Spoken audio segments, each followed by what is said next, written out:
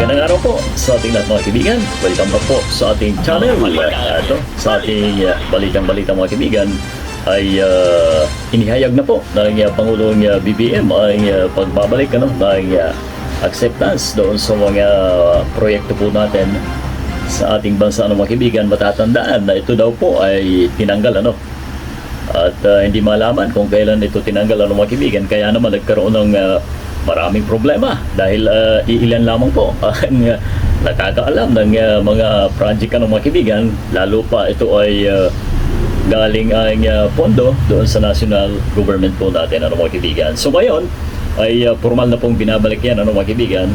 Mapapanood po natin sa video. Ito ang problema sa dating mga flood control project. Kaya naman ay tinignan po namin, eto si Secretary Vince Dizon at saka kami, nag-meeting kami na mabuti at tinitignan namin, ano ba dito yung maganda, ano ba dito yung hindi na talaga pwede, na mukhang ghost project ito, mukhang substandard ito. Kaya po tinignan po namin lahat po, inisa-isa po namin lahat ng project na yan. At nakita namin nakapag-savings po tayo sa budget ng Pilipinas para sa susunod na taon, para sa 2026, nakahanap po kami ng medyo malaking halaga. Ang halaga is 255.55 billion na piso. Biruin ninyo, kung hindi po natin ginawa yan, yung 255 billion na yan, kung saan na lang mapupunta.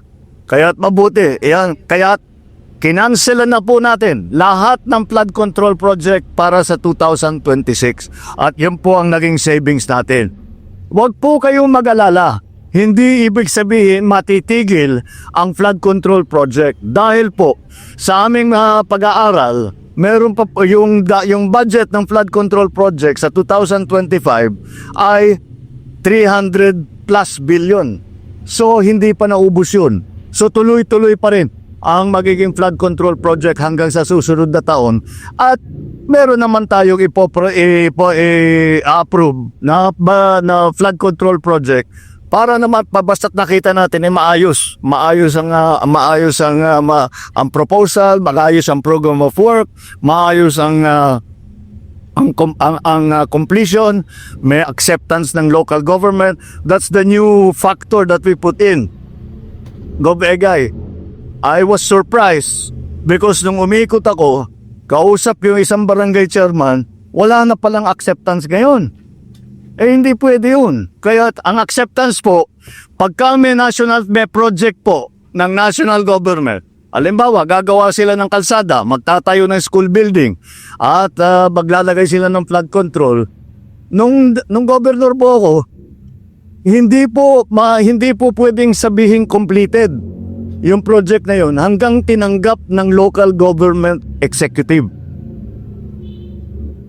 Ang problema, tinanggal yun noong nakaraang ilang taon. I don't know what year they removed that pero nagulat ako kasi napaka-importante yan na meron kang clearance sa barangay chairman, may clearance ka sa mayor, may clearance ka sa probinsya.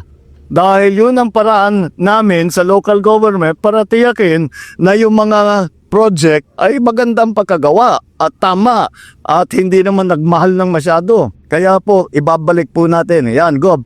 Lahat ng LGU ngayon, mula ngayon, ay ibabalik natin ang proseso ng pag-accept ng local government executive.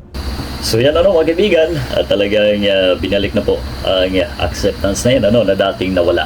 So sa inyong palagay mga kaibigan ay ano po kaya ang detahe ng pagbabalik ng authority ng ating mga LGU mga kaibigan? I-comment po ninyo sa ating ibabang bahagi ng video ito mga kaibigan. Dahil sa ganun ay may pag-uusapan po tayo mga kaibigan. Ang dating ay walang alam ng mga barangay captain o mayors mga kaibigan. Ngayon ay malalaman na natin siguro ang isang bentahe mga kaibigan ay kahit paano ay makakapag-complain po tayo. Yung mga concern sa anumang proyekto mga kaibigan ay pwede po natin na ipaabot doon sa ating mga LGU. So yun ang kagandahan mga kaibigan. Ayan, Mayor, baka naman Kap. So yun po ano, ang ating inihatid na balita sa inyong lahat mga kaibigan. Maraming salamat po sa inyong pagtutok.